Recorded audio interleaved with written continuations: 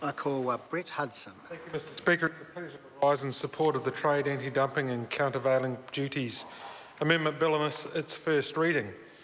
Not least of all because it's any way you care to describe it, a very sound and pragmatic way of dealing with the interests of consumers and the fair and reasonable protection of our own industries.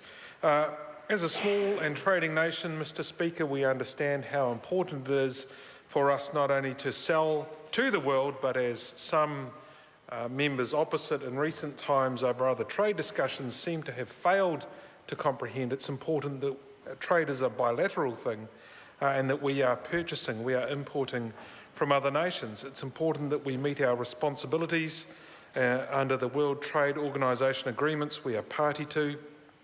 And actually, in the anti-dumping measures, it's very important that we take a broader consideration. Historically, what we've looked at is the protection of local industry. So the idea that we're a small country of 4.5 million people and that larger economies at a very tactical level can take measures because of their own oversupply that have little impact to them, but which have a great distortionary impact on our local economy.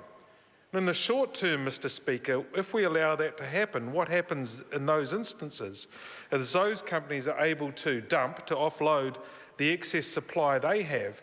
It comes at very, very good prices to our consumers, but it's very tactical. It's a short-lived temporary measure, and once they've finished with their particular wants, our consumers are left, particularly in some cases, locked in to certain product supplies that are then only available to them under a different pricing and supply regime. So dumping is about the suppliers. It's never actually about, or never has been about, the consumers.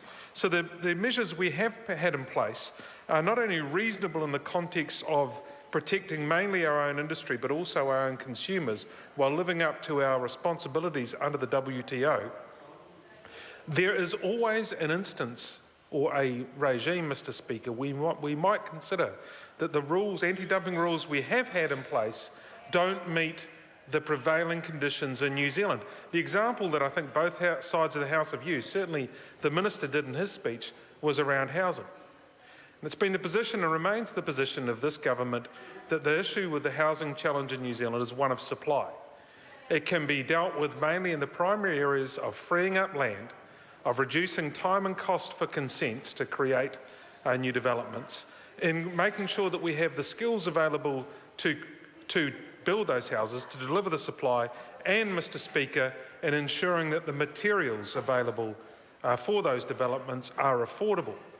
And one of the things the government took a decision in 2014 was to provide some relief against the anti-dumping measures because it created a means to address some of the housing supply issues by taking away some of the duties that would otherwise be imposed on goods that were considered to be dumped.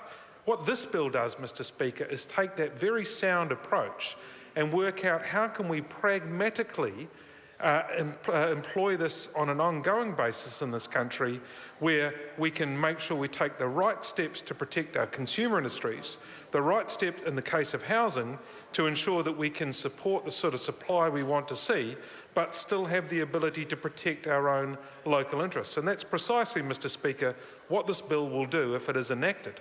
It gives us the ability to consider what is in the consumer's interests and also what is in the interests of industry.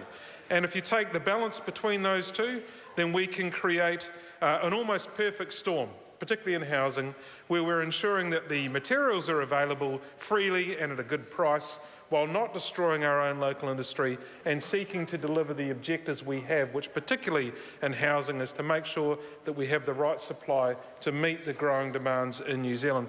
Mr Speaker, this is a very pragmatic and sensible bill, and I commend it to the House. I call